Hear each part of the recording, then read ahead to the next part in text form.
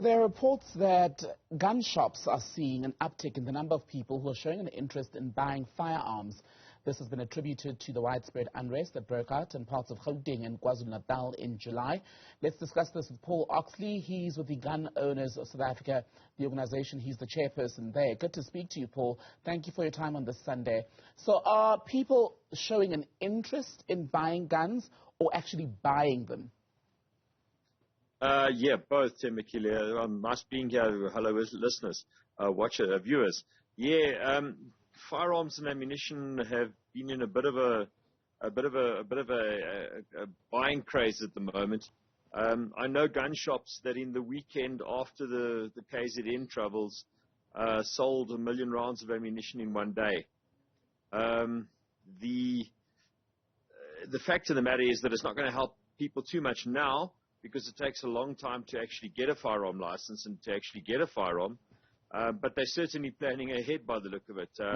They've seen that they are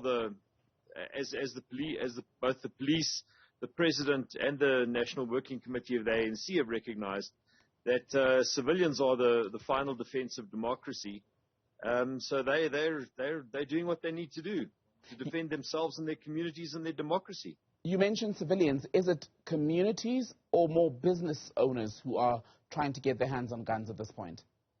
No, it's individuals, it's communities. It's because remember, the communities are the guys, the individuals and the collections of individuals. The communities are the people that got out there on the front lines and protected themselves against the looters and the rioting.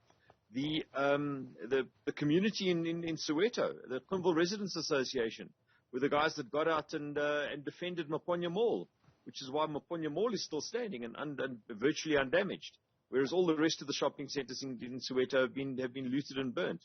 The fear, of course, with guns often is that it's one thing to acquire it, but when faced with a situation, for example, where you're going against dozens of people charging at you at once, it may not offer that protection. Well, that's true, but that's speculation.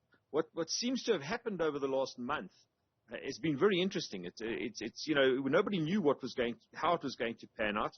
We hoped that gun owners would maintain their composure, maintain their discipline, and not throw caution to the wind.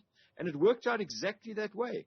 I must be honest. It was a pleasant surprise to everybody, I think, including the police.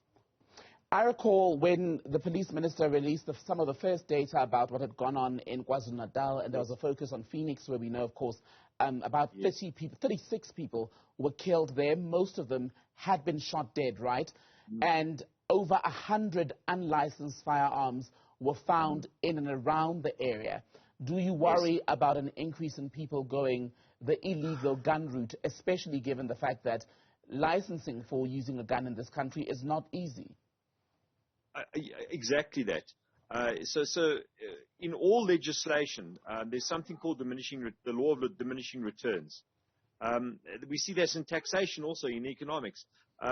When taxation becomes too severe, the fiscus gets less tax in, because people start to resist paying tax. The same thing happens with anything, with legislation.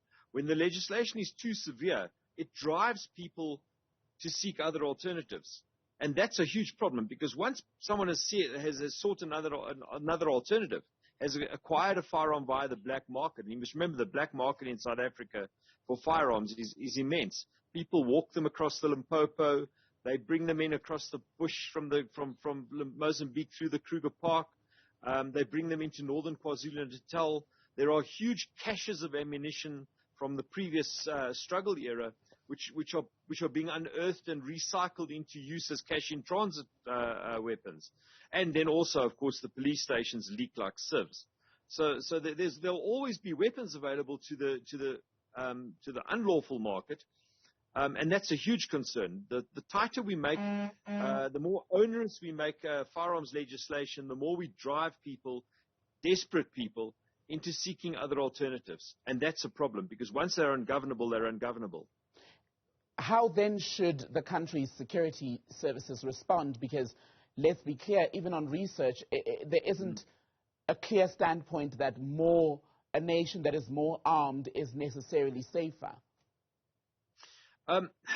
Well, actually, there is pretty clear research. The Wits School of Governance report, which was commissioned by the police ministry and which they received 6 years ago and promptly hid from the public because it didn't say what they expected it to say, is quite clear that law-abiding firearm ownership has never been the problem and is not the problem. So the fact that more and more civilians own firearms is not a problem for the crime rate at all. But what it does do is it gives the communities the chance and the opportunity to stand up and defend themselves, defend their families, defend their communities, defend the infrastructure. You spoke about Phoenix, and yeah, that was a very unfortunate. That seems to be a localized problem, though.